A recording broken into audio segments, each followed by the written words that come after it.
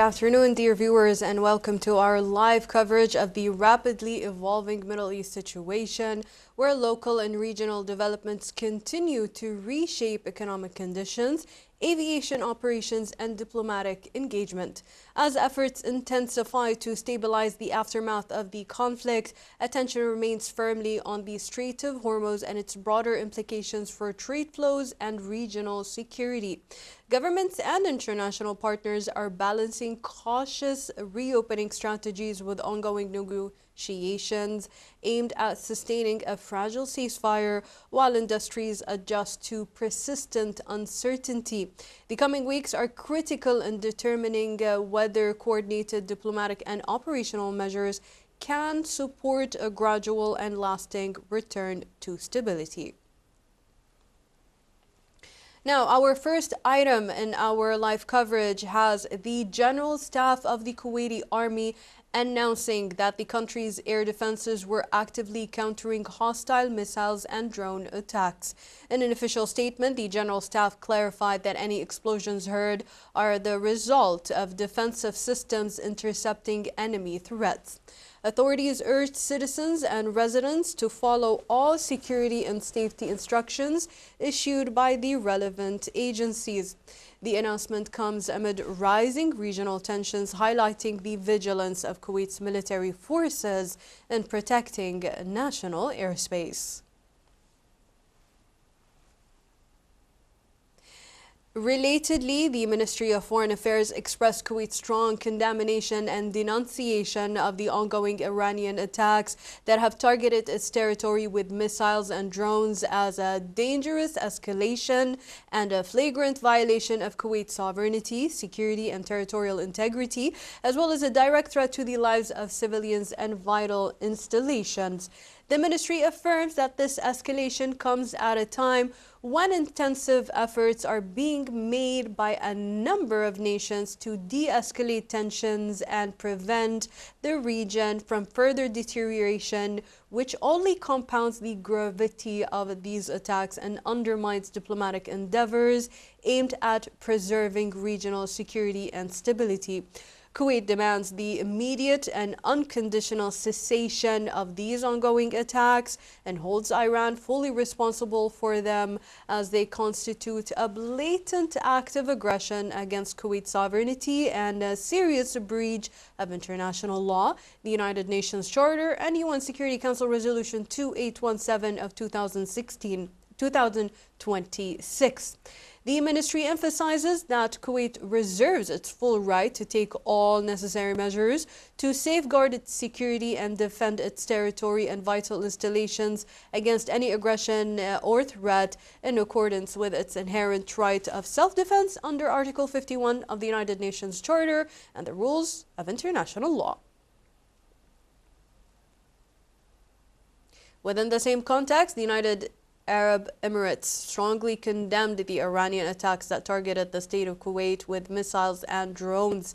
In a statement, the Emirati Ministry of Foreign Affairs said that these attacks constitute a flagrant violation of the sovereignty of the state of Kuwait and pose a threat to its security and stability. The ministry also expressed the United Arab Emirates' full solidarity with the state of Kuwait and its support for all measures aimed at preserving its security and stability. In addition, Qatar strongly condemned the targeting of the state of Kuwait with missiles and drones, describing the attacks as a blatant violation of its sovereignty and a flagrant breach of international law. In a statement, the Qatari Ministry of Foreign Affairs emphasized the need to spare the region from the repercussions of unjustified attacks and to work on de-escalation to restore security and stability both regionally and internationally. The ministry reaffirmed Qatar's full solidarity with the state of Kuwait and its support for all measures taken to preserve its sovereignty and security.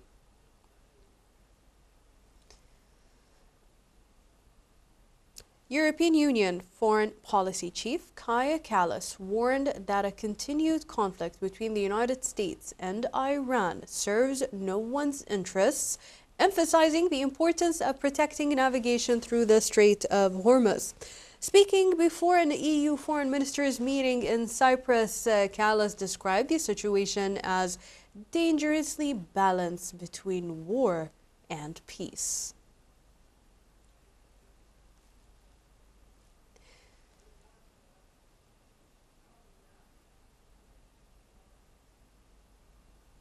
Now, dear viewers, amid the latest local developments, Kuwait Airways has announced a major expansion of its global flight operations, operating approximately 728 weekly flights in June 2026, covering 58 international destinations.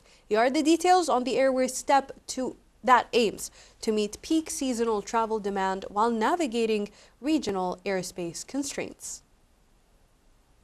Kuwait Airways has announced a major expansion of its global flight operations, with Acting Chief Executive Officer of Kuwait Airways Abdul Wahab Al-Shatti stating that the carrier will operate approximately 728 weekly flights in June of 2026, covering 58 international destinations, following the receipt of necessary regulatory approvals for several new routes. This represents a significant increase compared to the current schedule of around 420 weekly flights across 45 destinations, reflecting a gradual recovery and expansion of operations after a period of severe regional aviation disruption. Al-Shatti explained that the expanded June network will include a wide range of destinations across Europe, Asia, the Middle East, and Africa, including Malaga, Alexandria, Salalah, Sarajevo, Nice, Vienna, Antalya, Bodrum, Trabzon, Mykonos, Zurich, Moscow, London, Manchester, Amsterdam, Madrid, Barcelona, Istanbul, Geneva, Milan, Rome, Paris, Frankfurt, and Munich, in addition to destinations in South Asia such as Delhi, Kathmandu, Bangkok, Manila, Guangzhou, Islamabad, Dhaka, Mumbai, Bangalore, Colombo, and several major Indian cities. Regional routes will also include Beirut, Cairo, Doha, Abu Dhabi, Dubai, Riyadh, Jeddah, Medina, Dammam, Manama, and other key Gulf and Arab destinations, alongside African cities such as Casablanca. He noted that since February of 28, the airline has processed nearly 500,000 ticket cancellations, with approximately 55% of refunds already completed, while the remaining 45% are still being processed, citing operational disruptions, banking verification procedures, and high demand as key challenges affecting refund timelines. Despite these difficulties, he emphasized that the airline has maintained flexible customer policies, allowing passengers to retain tickets for up to 2 years and rebook without additional fees or fare differences. Al-Shatti also highlighted that global aviation conditions have significantly impacted operational costs, particularly due to a more than 120% increase in jet fuel prices and rising insurance premiums, both of which have contributed to higher ticket prices. He further explained that the extended flight times caused by airspace closures have increased fuel consumption and operating expenses, adding additional financial pressure on the airline, despite efforts to maintain competitive pricing. He added that some fare structures are influenced by shared commercial agreements between airlines, where ticket pricing is divided across multiple carriers on connecting routes, sometimes leading to higher perceived costs for passengers depending on segment allocations. The airline is also using advanced systems to optimize route efficiency and reduce operational costs while ensuring network coverage meets passenger demand. Addressing operational challenges during the crisis, Al-Shatti explained that the airline faced complex logistical issues following the closure of Kuwaiti airspace on February of 28, including aircraft and passengers being stranded abroad, as well as transit passengers within Kuwait. Emergency plans were activated, with stranded citizens repatriated through coordinated flights via Dammam, while transit passengers were accommodated in hotels or rerouted through alternative hubs. He further confirmed that more than 2,180 Kuwaiti citizens were repatriated through 15 flights between the 2nd of March to the 13th of March, while additional flights were arranged for medical patients, students, and stranded travelers across Europe and Asia. The airline also transported over 2.4 million kilograms of essential goods, including food supplies and critical medicines, ensuring continuity of national supply chains during the crisis. Shatli concluded by affirming that Kuwait Airways remains committed to restoring full operational stability while continuing to expand its global network in response to market demand and evolving geopolitical conditions. Now, from Kuwait to Europe, as many of its largest banks raised loan loss provisions for risks related to the tensions in the Middle East during the first quarter, citing uncertainty over the impact and duration of the conflict. According to S&P Global Market Intelligence analysis of the latest round of bank earnings, European lenders attributed more than 1.5 billion euros of fresh provisions to the military escalation and global risk. We have this report with further information. Many of Europe's largest banks increased their loan loss provisions during the first quarter in response to rising uncertainty linked to the ongoing conflict in the Middle East, with lenders collectively setting aside more than 1.5 billion euros in additional buffers for geopolitical risk and potential macroeconomic deterioration, according to an analysis of recent earning data compiled by S&P Global Market Intelligence. Although the direct financial exposure of European banks to the conflict has so far remained limited, institutions across the UK and continental Europe have opted to strengthen reserves due to revised macroeconomic scenarios that account for possible second-round effects such as weaker GDP growth, elevated inflation, and tighter financial conditions across global markets. UK-based lenders accounted for a significant share of the provisions, with HSBC Holdings plc recording a $300 million expected credit loss charge described as precautionary and designed to reflect potential global spillovers rather than immediate regional losses, while management emphasized that no material deterioration in credit quality had yet been observed. Similarly, Standard Chartered plc set aside $190 million in additional overlays, noting that its cost of risk remained within long-term guidance at 32 basis points, even as executives acknowledge that stress testing scenarios now incorporate the possibility of prolonged geopolitical disruption.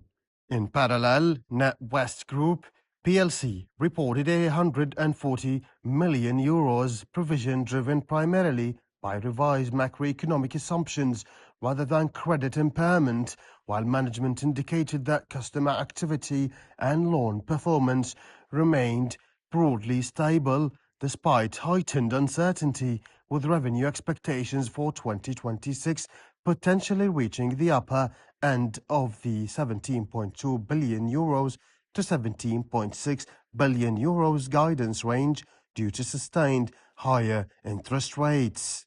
At Barclays plc, Middle East related provisions of €101 million were partially offset by tariff-related adjustments, although the bank also faced additional charges linked to private credit exposures, contributing to a broader increase in overall cost and risk cost during the quarter.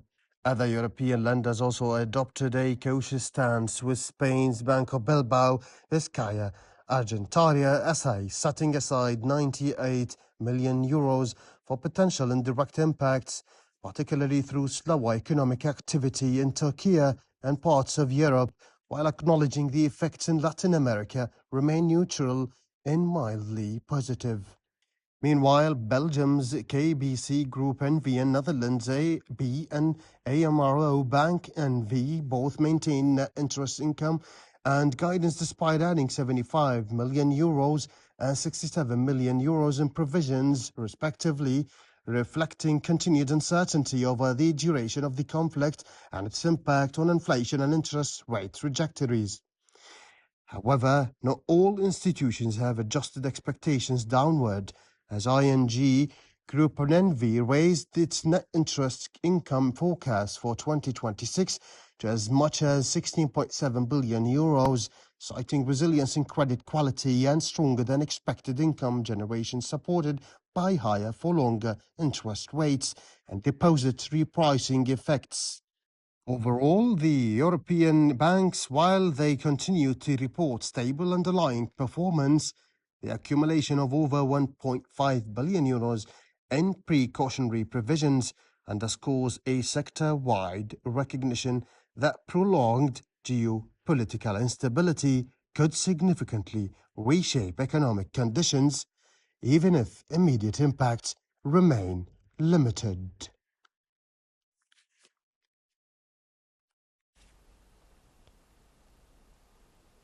Now, dear viewers, before we have our first guest, we will be taking a quick break and we will be back. تؤكد جمعية الهلال الأحمر الكويتي جاهزيتها للاستجابة للطوارئ والكوارث في ظل الأوضاع الجيوسياسية الحاصلة في المنطقة. جمعية الهلال الأحمر الكويتي تعمل من ضمن منظومة إنسانية متكاملة مع مؤسسات دولة الكويت من حيث الاستجابة السريعة وتجهيز المتطوعين من ضمن أفرقة مختلفة للاستجابة للطوارئ في سرعة قصوى. يعد متطوعين جمعية الهلال الأحمر الكويتي من المتطوعين اللي تم تدريبهم مكثفاً في الإسعافات الأولية والاستجابة للكوارث والاستجابة الميدانية.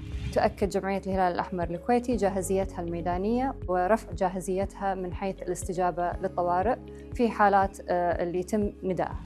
بالنسبة للمخزون الاستراتيجي لجمعية الهلال الأحمر الكويتي فإحنا على أتم الاستعداد للاستجابة في حال النداء من قبل مؤسسات حكومة دولة الكويت. الحرس الوطني قادة وقواته دائما على استعداد وجاهزية تامة لحماية الوطن بالتعاون مع زملاء السلاح في وزارتي الدفاع والداخلية وقوة الإطفاء العام، وتقديم الدعم والإسناد لكافة جهات الدولة خاصة في أوقات الأزمات والطوارئ. ونسأل الله أن يحفظ وطننا الكويت من كل مكروه في ظل قيادته الرشيدة.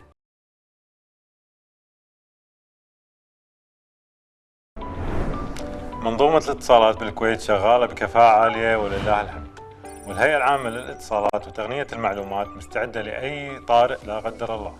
في ظل التوترات اللي تمر فيها المنطقة فعلنا خطط الطوارئ وعززنا التعاون مع الجهات المعنية عشان نضمن استقرار الخدمات الرقمية وسرعة الاستجابة لأي مستجد. الوضع تحت المتابعة وكل الجهات المختصة على أتم الجاهزية. عسى الله يحفظ الكويت وأهلها. Now, joining us from Poland via call is Dr. Khalid Zainuddin, a specialist in Gulf and international relations. Dr. Khalid, can you hear me?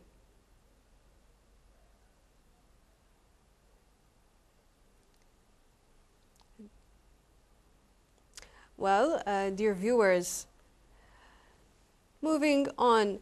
According to the Conference Board Consumer Confidence Index, U.S. consumer confidence slipped in May as elevated gasoline prices and persistent inflation continue to pressure household budgets, falling 0.7 points to 93.1 from an upwardly revised 93.8 in April. The survey conducted from May 1st to the 19th coincided with heightened global tensions linked to the Middle East conflict, which has driven up energy costs.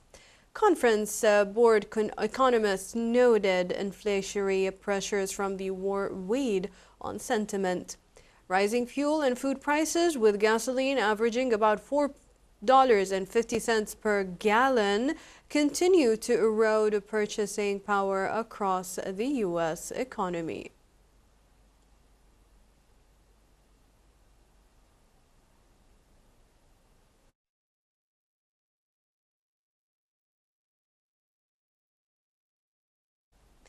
We also have the U.S. Treasury Department announcing new sanctions targeting an Iranian body it accused of controlling and exploiting traffic through the Strait of Hormuz. Washington charged that Iranian-backed militias have been extorting passing vessels and collecting illegal fees. The move signals Washington's continued push to tighten its financial grip on Tehran through sanctions and a naval blockade, as tensions in the strait show no signs of easing.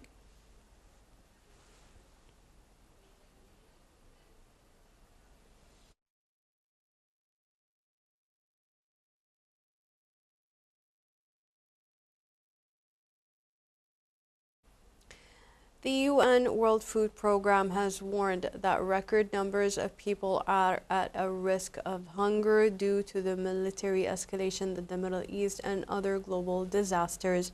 363 million people across the globe are now at risk of acute hunger, with 45 million directly vulnerable due to the conflict in the Middle East and the resulting hike in oil prices. Let's find out more on the looming global food crisis. The World Food Programme has reiterated its warning regarding global food insecurity, driving what the United Nations describes as historic levels of hunger. Deputy Executive Director Karl Skau warned that the combination of conflict and severe funding cuts has left the agency forced to take from the hungry to feed the starving, as humanitarian needs far outpace available resources.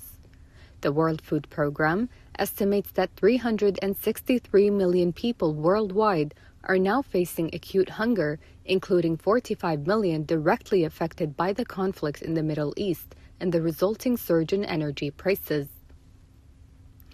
The war, which escalated in February, triggered disruptions in global oil flows after the closure of the Strait of Hormuz, followed by countermeasures affecting Iranian shipping routes. These developments pushed Brent crude above $100 per barrel for weeks, amplifying food and transport costs globally. Skau said the crisis has been intensified by a sharp decline in humanitarian funding. Overall, donor contributions to the World Food Programme fell from $9.8 billion in 2024 to $6.5 billion in 2025, while U.S. support dropped from $4.4 billion to $2.1 billion. As a result, the agency has been forced to scale back emergency operations in multiple regions, including Afghanistan and Yemen, where millions have lost access to food assistance. In some cases, staffing reductions and program cuts have significantly reduced operational reach. Conflict-related disruptions have also undermined aid delivery. Supply routes through Pakistan into Afghanistan were blocked due to border tensions, while alternative shipments were later diverted through Dubai, Turkey, and Central Asia, causing delays of several months. Skau noted that 85,000 tons of food aid were delayed in transit, illustrating the logistical strain created by the widening conflict. Rising energy costs have further deepened the crisis. Higher fuel prices increased transportation and distribution costs for food aid, while also driving up food prices in vulnerable economies. In low-income countries, households already spending most of their income on food are being forced to reduce consumption further, worsening malnutrition risks. The World Food Programme also warned of long-term consequences for global agriculture. Fertilizer supply disruptions linked to the Gulf conflict threaten planting seasons in parts of East Africa, where countries depend heavily on imports from the Middle East. Reduced fertilizer availability is expected to lower crop yields within the next year, potentially worsening food shortages. Beyond immediate supply issues, Skau highlighted growing insecurity for humanitarian workers. More than 1,000 aid workers have been killed in the past 3 years, while ongoing conflicts and drone warfare have made operations increasingly dangerous. He said the erosion of international norms and accountability is compounding the difficulty of delivering aid in conflict zones. With needs rising and funding shrinking, the World Food Programme warns that global hunger crisis is entering an unprecedented phase, with conflict-driven instability continuing to strain both humanitarian systems and vulnerable populations worldwide. منظومة الاتصالات بالكويت شغالة بكفاءة عالية ولله الحمد، والهيئة العامة للاتصالات وتقنية المعلومات مستعدة لأي طارئ لا قدر الله. في ظل التوترات اللي تمر فيها المنطقة، فعلنا خطط الطوارئ وعززنا التعاون مع الجهات المعنية عشان نضمن استقرار الخدمات الرقمية وسرعة الاستجابة لأي مستجد. الوضع تحت المتابعة وكل الجهات المختصة على أتم الجاهزية. عسى الله يحفظ الكويت وأهلها. تؤكد جمعية الهلال الأحمر الكويتي جاهزيتها للاستجابة للطوارئ والكوارث في ظل الأوضاع الجيوسياسية الحاصلة في المنطقة. جمعية الهلال الأحمر الكويتي تعمل من ضمن منظومة إنسانية متكاملة مع مؤسسات دولة الكويت من حيث الاستجابة السريعة وتجهيز المتطوعين من ضمن أفرقة مختلفة للاستجابة للطوارئ في سرعة قصوى. يعد متطوعين جمعية الهلال الأحمر الكويتي من المتطوعين اللي تم تدريبهم مكثفاً في الإسعافات الأولية والاستجابة للكوارث والاستجابة الميدانية. تؤكد جمعية الهلال الأحمر الكويتي جاهزيتها الميدانية ورفع جاهزيتها من حيث الاستجابة للطوارئ في حالات اللي يتم ندائها. بالنسبة للمخزون الاستراتيجي لجمعية الهلال الأحمر الكويتي فإحنا على أتم الاستعداد للاستجابة في حال النداء من قبل مؤسسات حكومة دولة الكويت. الحرس الوطني قادة وقواته دائما على استعداد وجاهزية تامة لحماية الوطن بالتعاون مع زملاء السلاح في وزارتي الدفاع والداخلية وقوة الإطفاء العام، وتقديم الدعم والإسناد لكافة جهات الدولة خاصة في أوقات الأزمات والطوارئ. ونسأل الله أن يحفظ وطننا الكويت من كل مكروه في ظل قيادته الرشيدة. الإدارة العامة للدفاع المدني على استعداد تام وجاهزية عالية، ونعمل وفق خطط مدروسة ومحدثة باستمرار لمواجهة أي طارئ، ونتابع مع الجهات الحكومية كل ما يخص احتياجاتها لضمان استمرار نظام سير العمل وعجلة الإنتاج وسير الحياة الطبيعية. ونقول للجميع سلامتكم أولويتنا. بتوجيهات مباشرة ومتابعة حثيثة ومتواصلة من قبل مجلس الوزراء ووزيرة الشؤون الاجتماعية الدكتورة أمثال الحويلة، سارعت وزارة الشؤون إلى وضع الخطط المسبقة التي تهدف من خلالها إلى المحافظة على مستويات المخزون الاستراتيجي من السلع المواد الغذائية والاستهلاكية، ولضمان سلاسة وسهولة تدفقها إلى الأسواق التعاونية. قامت وزارة الشؤون ممثلة بقطاع التعاون بتشكيل 6 فرق ميدانية بواقع فريق لكل محافظة، وذلك للمتابعة اليومية للتأكد من كفاية المخزون الاستراتيجي. إن هذا العمل هو ثمرة تنسيق وتخطيط مسبق مع جهات الدولة المختصة التي وضعت لضمان استدامة الأمن الغذائي في مختلف الأوقات، ودامت الكويت بحفظ الله ورعايته. Dear viewers, joining us from Poland via call is Dr. Khalid Zainuddin, a specialist in Gulf and International Relations. Good afternoon, Dr. Khalid. I hope you can hear me. Good afternoon. Yes, clearly. I want to dive right in and I want to ask, how would you describe the current geopolitical landscape in the Arabian Gulf region in light of the latest regional and international shifts? Of course, the Arabian Gulf is undergoing a profound geopolitical shift, transitioning from the U.S.-backed security arrangement into a volatile, unpredictable order. Key regional players like Saudi Arabia, Kuwait, UAE, and Qatar are abandoning exclusive Western alliance in favor of multi-alignment and unilateral diplomacy of safeguard their sovereignty. Core shifts in the geopolitical landscape, hedging security and multi-alignment Gulf monarchies, and diversifying their security and economic partnerships with international heavyweights as China, Russia, and European Union.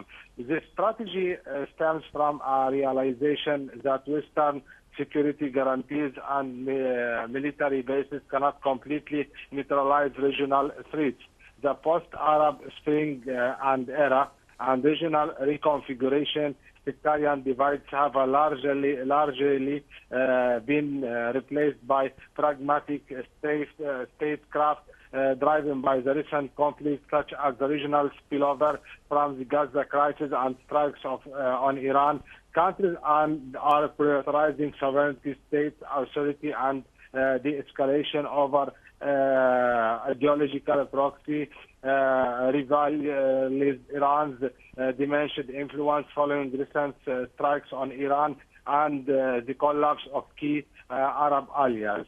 Tehran conventionally and regional influence has noticed ably receded. Iran is shifting toward relying on asymmetric means such as drones and localized proxy networks, economic diplomacy over geopolitics. This distinction between political and economic strategy has dissolved. The Gulf states are doubling down on aggressive non-oil economic diversification by expanding into logistic tourism and green energy. These nations aim to insulate their populations and global standing from regional instability. Ultimately, this new regional order reflects on an era of localized realism. Gulf states are actively forging their own path to stability, pursuing both new partnerships with extended neighborhood actors and deeper economic integration, rather than relying solely on Western power. Now, Dr. Khalid, in your view, what are the most significant strategic challenges facing the Gulf Cooperation Council states at this stage? Of course, the Gulf Cooperation Council GCC faces an inflection point with strategic challenges revolving around economic diversification, intense regional security risks, and internal integration. Leaders are actively pivoting to manage these pressures through structural overhauls and diplomatic flexibility. For example, we have economic diversification and the energy transition. The most defining structural challenges is transitioning away from total dependence on hydrocarbon revenues. While countries like United Emirates and Saudi Arabia have grown their non-oil sectors significantly, representing roughly 75% and 71% of their respective GDPs. The region remains actually vulnerable to oil price volatility, and the global push towards net zero emissions challenge sustaining trillions of dollars in non-oil infrastructure and technology investment while managing fiscal stability amid lower oil volumes or prices actions. States are prioritizing sovereign investment in artificial intelligence, biotechnology, and renewable energy to build resilient, knowledge-based economies. For example, you have regional security and geopolitical volatility. The geopolitical landscape is fraught with escalation risks largely tied to persistent tensions around vital energy choke points like the Strait of Hormuz and Bab al-Mandeb challenges protecting critical infrastructure, desalinations plants, airports, and ports, and ensuring the continuous flow of approximately 20% of the world oil and gas shipments amid prolonged Middle East conflicts and broader U.S.-China and U.S.-Iran frictions action. The GCC strategy has shifted from rigid systemic alignments to prioritizing pragmatic de-escalation, mediation, and strengthening independent defense capability. We have internal integration and institutional cohesion. The GCC has historically struggled with a lack of binding central authority and competing domestic agendas among member states like Saudi Arabia, UAE, Qatar. Challenges the absence of a formal institutional dispute settlement mechanism coupled with varying degrees economic progress and internal political gridlock. Now, what about the American-Chinese tensions? How do you view them and its implications for their foreign policies of the Gulf states? Of course, the American-Chinese tensions represent the defining geopolitical rivalry of our era, forcing Gulf states to execute a delicate hedging strategy. Instead of Spanish-speaking sites. Gulf nations like Saudi Arabia and UAE and others are deepening security ties with the U.S. while aggressively expanding economic, energy, and technological partnerships with China. The core dynamic, again, of balanced security reliance. The United States remains the undisputed foundational security guarantor for the Gulf, supplying advanced arms and providing military deterrence against regional threats like Iran. Economy and energy lifeline. China is the primary buyer of Gulf crude oil. Gulf states rely heavily on Chinese markets for revenue and actively partner with Beijing on massive domestic infrastructure and tech visions. Implications for Gulf foreign policy strategic autonomy. Gulf states view the U.S.-China rivalry as an opportunity to diversify their international portfolios rather than a zero-sum game. They refuse to be pressured into excluding Chinese firms like Huawei from their technology and 5G networks. Diplomatic diversification, recognizing America's fluctuating focus on the Middle East. Gulf states are turning to Chinese for political leverage. For example, Pekin's rising diplomatic footprint, notably demonstrated by its mediation of Saudi-Iran normalization, positions China as a supplementary force for regional de-escalation and financial realignment. The Gulf is increasingly hedging against U.S. financial dominance. This includes exploring local currency settlement, the Petro-yuan for energy trade, and pursuing greater multilateral integration with the BRICS coalition. I also want to know, Dr. Khalid, how are Gulf states navigating the balance between their traditional security alliances and the growing pressures to diversify their foreign policy options? Well, briefly, Gulf states manage their security by relying on traditional agreements with the United States, with also engaging in multi-alignment and partnerships with China, Russia, and other Asian raising power. They employ layered security hedging, combining long-standing Western defense agreements with expanded regional ties and issue-based collaboration to enhance their diplomatic leverage. Okay, how do you read the future of the American military presence in the Gulf amid the reshaping of the U.S. strategic priorities?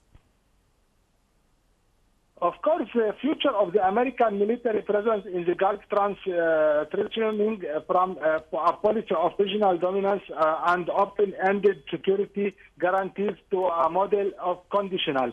America first alignment, this shift balance the need for homeland defense and the great power competition with the realities of localized asymmetric threat strategic realignment, shifting U.S.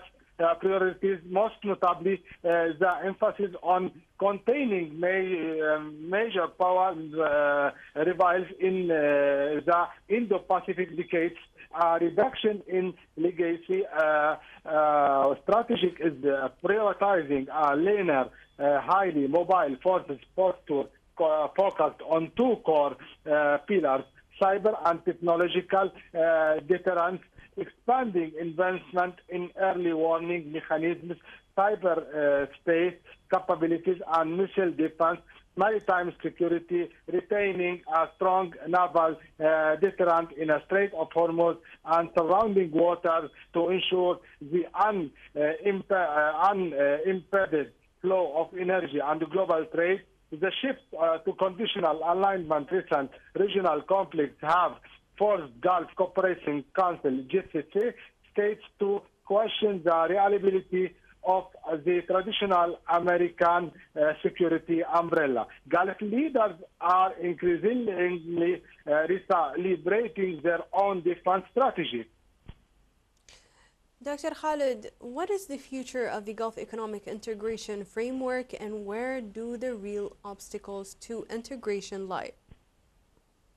The Gulf economic integration is shifting its focus toward the pragmatics, non-oil sector growth, supply chains resilience, and digital economics, while the framework has established nominal free trade and customs union.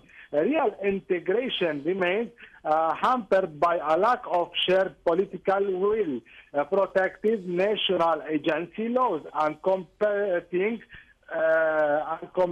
economic vision among member states. The future of the framework, Gulf Cooperation Council, GCC economic policy is pivoting from a pure hydrocarbon realliance to a model of regional tech, logistics, and non-aligned trade integration.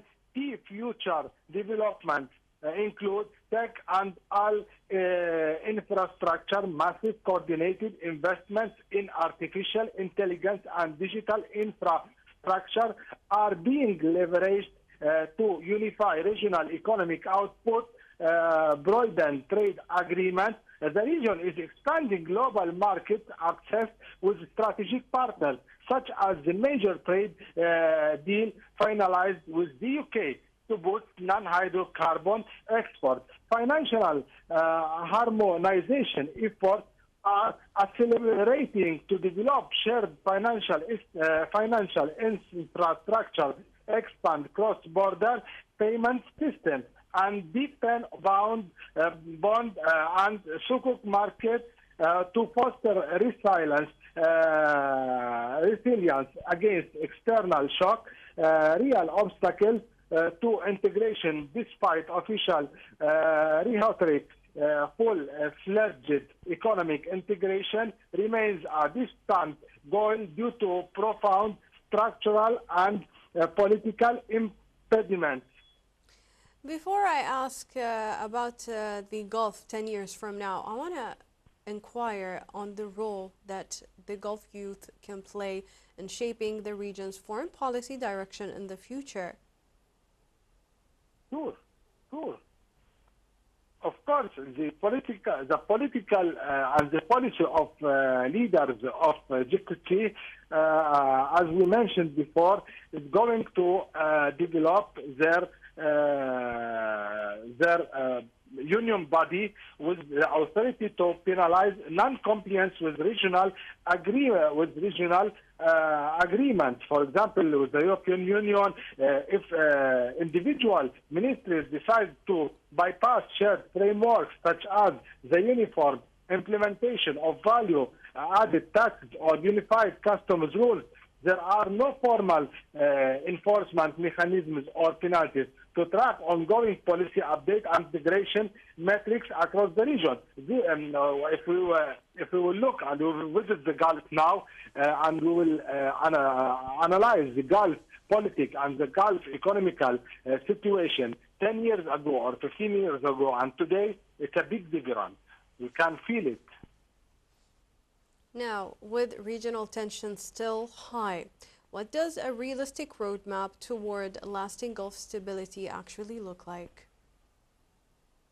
Of course, now we are Energy Transit with Force Gulf to invest heavily in pipeline and alternative export infrastructure that bypass the Strait of Hormuz entirely, altering global oil and LNG transport routes. Expansion of diplomatic multipolarity, the Gulf will abandon binary Cold War style alignment in favor of strategic hedging, active mediation. The UAE, Saudi Arabia, and Qatar will increase, and Kuwait will increasingly act as independent global mediators, brokering truces and driving economic initiatives in Africa and Eurasia and Europe.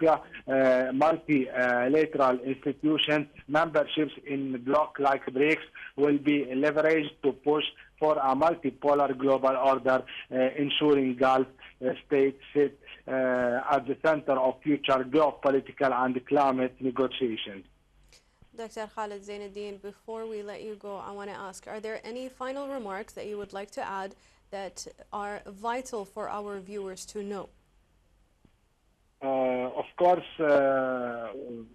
briefly, great people, great leaders keep on going on together to develop, to save Gulf future, Gulf people, Gulf child, and Gulf economy, and Gulf industrial. You have a great leaders. We are passing in the most hard time, the hardest time, changing global system and international systems and alliances. Stay aware from any interfere between your communities, your nations. Be strong, be together, be under vision of leaders to pass to a straight line, to pass to security and development and stability in Gulf. Thank you, Dr. Khalid Zainuddin from Poland, and that was a specialist in Gulf and international relations. Dear viewers, now oil prices are sliding, gold is retreating, and food security warnings are growing louder as the world watches one of its most critical waterways remain under threat. Let's watch how the military conflict near the Strait of Hormuz has rattled global energy and commodity markets.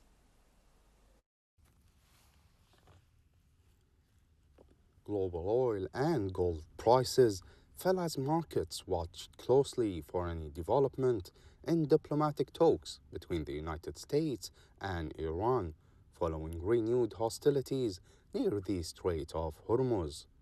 The standoff traces back to joint U.S.-Israeli occupation military strikes on Iran in late February 2026, which prompted Tehran to retaliate by closing the Strait of Hormuz, a narrow waterway through which roughly 1/4 of all global seaborne oil trade passes, alongside significant volumes of liquefied natural gas and essential agriculture fertilizers. The closure sent immediate shock waves through energy markets worldwide. As a result, Brent crude futures dropped 1.78% to reach $94.95 per barrel, while U.S. West Texas Intermediate fell 2.15% to reach $91.87 per barrel.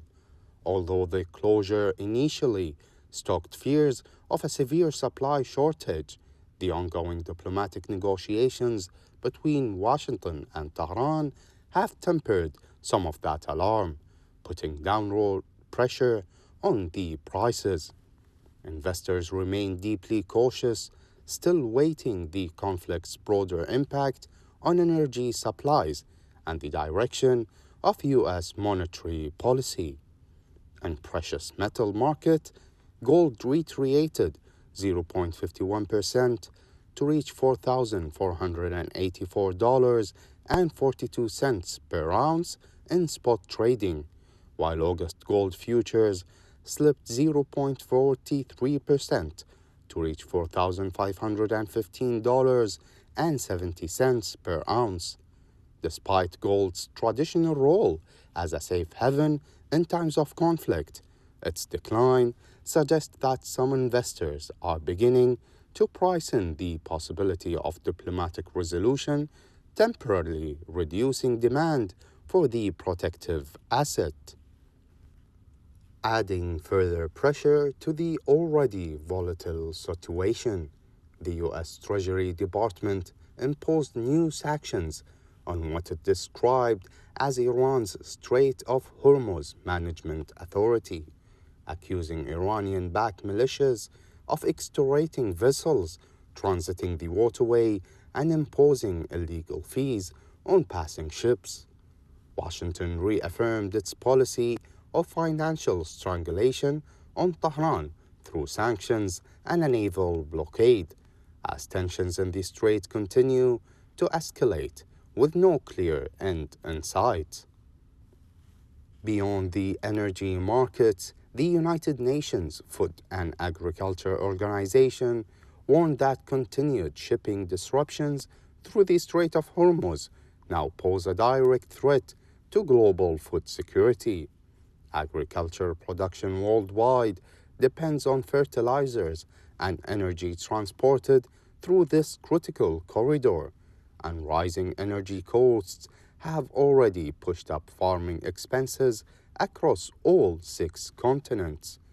Should tensions escalate further, the consequences will extend well beyond oil prices, threatening food supplies and hitting the world's most economically vulnerable populations the hardest.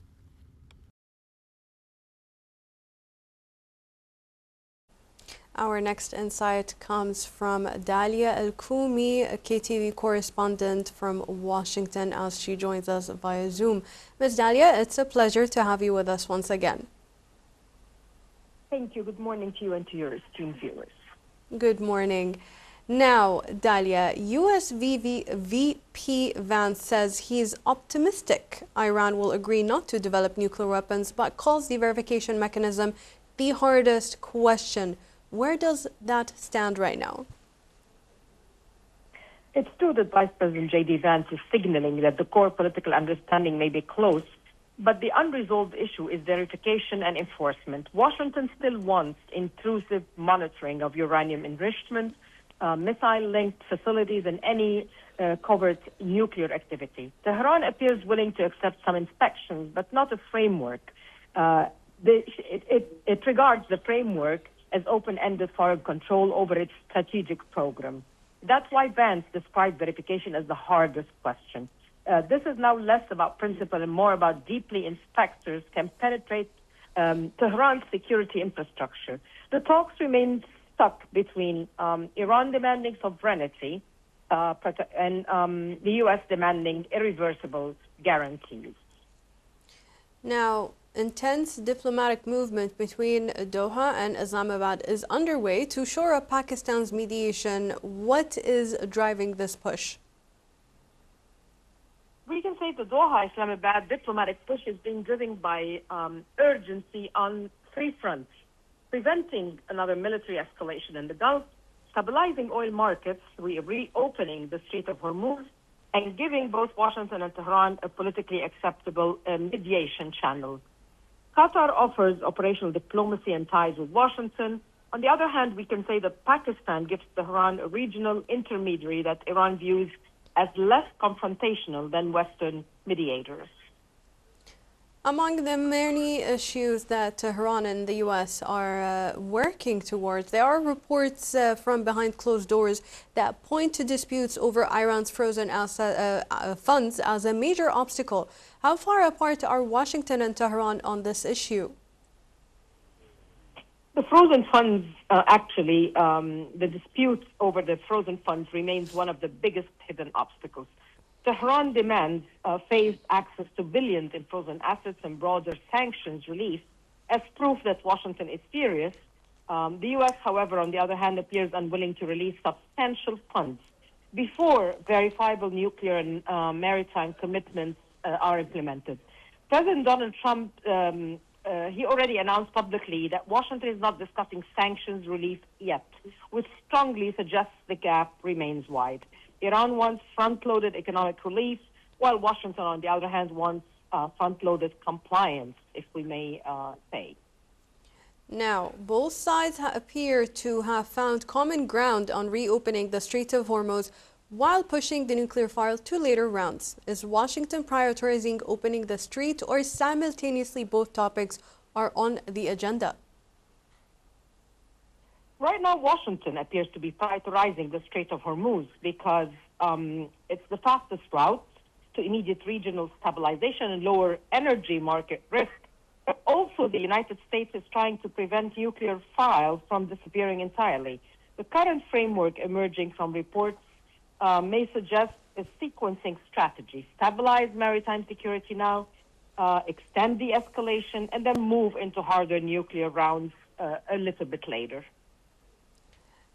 Well, moving to our next question, U.S. forces had struck Iranian missile sites and boats attempting to mine the strait. How is that military escalation affecting the final stretch of these negotiations? The U.S. strikes on Iranian missile sites and mining operations in the Strait cut both ways diplomatically. Military, they increase pressure on Tehran and reinforce American leverage. Politically, however, we can say that they deepen Iranian distrust and strengthen hardliners, arguing that Washington negotiates under coercion. The result is quite paradoxical. Escalation may have accelerated urgency for a deal, but it also made compromise politically harder for both governments. This is why negotiations now appear extremely tactical and fragile, and this is what both sides have been reporting. Now, U.S. President Donald Trump said Iran wants a deal, but Washington is not satisfied yet. What specifically needs to change before the U.S. signs? When Trump says that, according to most of the newspapers and most of the political analysis that we have read in the past week or more, still the points remain to have a couple that the United States insists on them. Stronger nuclear verification, if we can say, limits on enrichment and stockpiles, also guarantees on navigation in the Strait of Hormuz so that if Tehran doesn't go back and closing it again in front of trade, and sequencing of sanctions relief and the frozen funds. Trump has also indicated discomfort with proposals involving Russia or China. We have seen how both countries have offered to handle the enriched uranium stockpile. Washington wants a structure it can present domestically as strategic containment, not merely a ceasefire, and go back to the old problems with Tehran. Now, with Doha actively supporting Pakistan's mediation role, how are these regional capitals coordinating to keep the deal alive? Doha and Islamabad are reportedly coordinating by dividing diplomatic labor.